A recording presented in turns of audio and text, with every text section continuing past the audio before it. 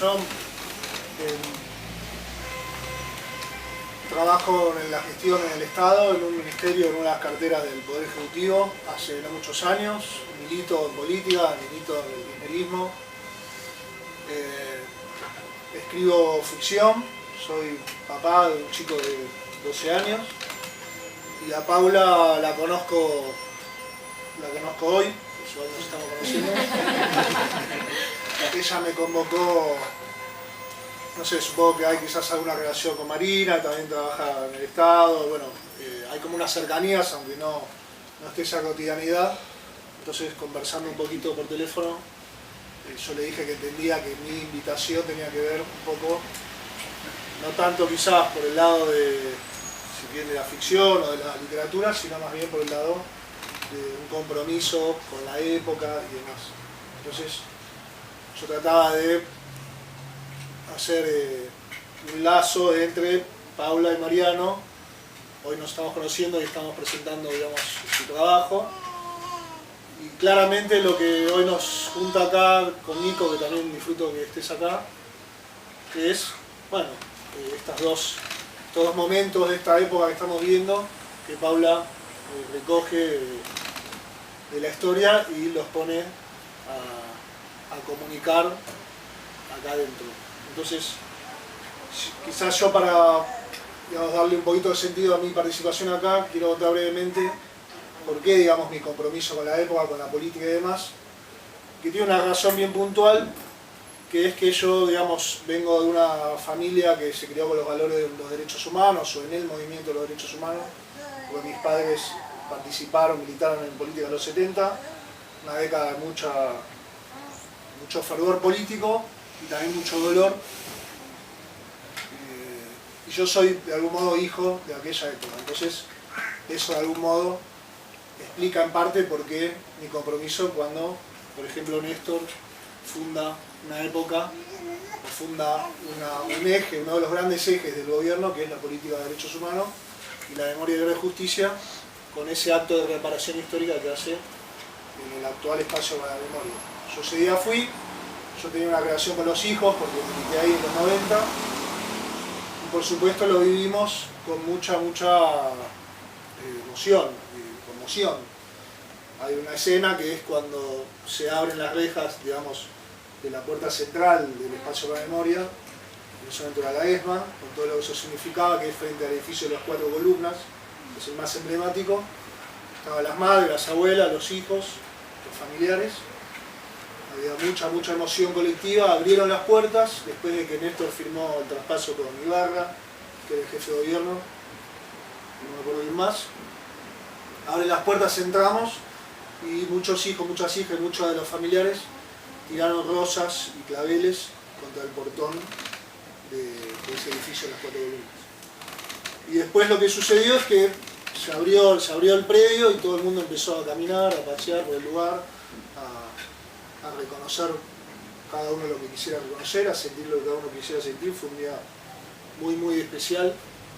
Y después vino el acto, en el que Néstor pide perdón en nombre del Estado por todo lo que se había cometido ahí adentro. Lo acompañaba Juan Cabandier, que era uno de los nietos que habían recuperado su identidad por aquellos días. Bueno, eso implicó, por supuesto, mi adhesión personal, de mi familia y en general de los organismos de derechos humanos, con un gobierno que todavía en aquel momento era como muy sorpresivo lo que estaba pasando. Tuvieron que pasar 30 y pico de años para que venga un presidente de la nación a pedir perdón en nombre del Estado, a recibir a las madres y a las abuelas en Casa Rosada y a impulsar poco tiempo después la anulación de las leyes de audiencia y de punto final que permitieron que se reabran todas las causas que hoy, digamos, permitieron que todos los genocidas estén presos. En cárcel común, como se pedía en los 90 con los hijos, se pedía cárcel común para los genocidas. Entonces, bueno, eso de algún modo explica nuestra adhesión, nuestro compromiso con un gobierno que se mostraba como con mucha racionalidad, aparte, porque uno lo que pedía era, muchachos, no echemos las pelotas, o sea, estamos hablando de un genocidio, no estamos hablando de un... Y en el 2007, que es la otra escena, ya habían sucedido algunas otras cosas. Ya se había hecho el primer canje de deuda, que hoy digamos es uno de los grandes temas de este momento. Ya se le había dicho no al ALCA en Mar del Plata, que también es uno de los grandes hitos de esta década, que ahora se cumplen 15 años. Se había recibido a las madres, se había nacionalizado el correo, se había nacionalizado AISA, se había creado ARSAT, o sea que ya había habido en 2007 el corte, todo lo que eso significaba, o sea, ya había varios gestos, varias medidas, varias decisiones que hablaban de un proyecto nacional y de un país en serio, como decía el eslogan de Néstor, en el 2003. Entonces es en el 2007 que a distintos sectores de la juventud nos convocan para armar la juventud del kirchnerismo en la Ciudad de Buenos Aires, por decisión de Néstor Kirchner, que ya leía, como siempre, con mucha anticipación, y decidió que había que armar algo en la ciudad que no había hasta ese momento, con Juan Cabandier a la cabeza. Y ese fue el embrión de lo que es la Cámpora. Entonces nosotros, que veníamos de los derechos humanos, nos sumamos con esa experiencia, se sumaron otros compañeros que venían de experiencia de militancia territorial, se sumaron otros que venían de experiencia de militancia universitaria, que son por ejemplo los Recalde, los Guado de Pedro, todos esos chicos venían de militar en Derecho. Se sumó gente que venía de la cultura y se sumó alguna gente que también venía de la gestión del Estado, muy incipiente.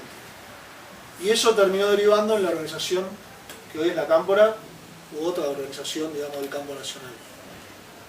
Entonces ya, para volver a Paula, digo, hago toda esta vuelta porque así como en mi caso nos sumamos a un proyecto político nacional y popular y democrático por una señal directa con nuestros propios intereses, nuestra propia historia, eso, cada una de estas decisiones y pasos fue derivando, generando que otros sectores se vayan sumando, y nosotros nos sumamos al kirchnerismo y salimos de hijos o del movimiento de derechos humanos cuando entendimos que el proyecto iba por mucho más que los derechos humanos vinculados a los 70, a la represión, a los desaparecidos.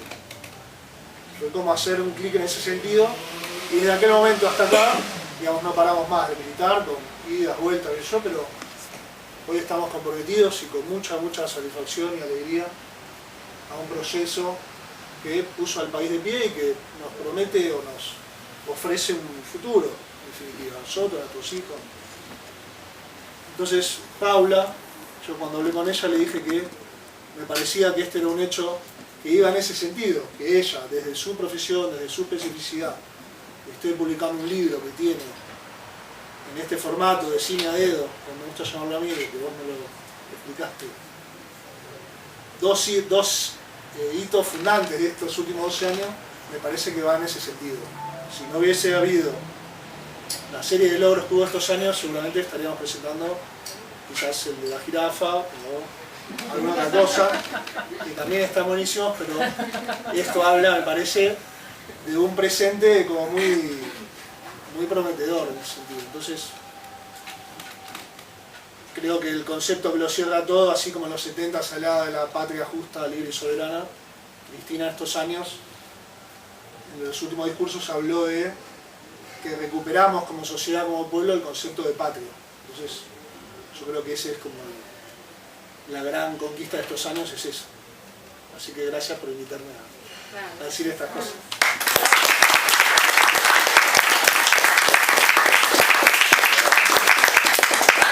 Ahora, no, una cosa que decís, que vos dijiste en realidad, pero que me gustaba decir, es eso, que algo, bueno, yo por lo pronto nunca me vi involucrada, nunca estuve tan cerca del universo de la política como estoy viviendo ahora, un poco a raíz de todas estas cosas inesperadas que fueron sucediendo por estos libros.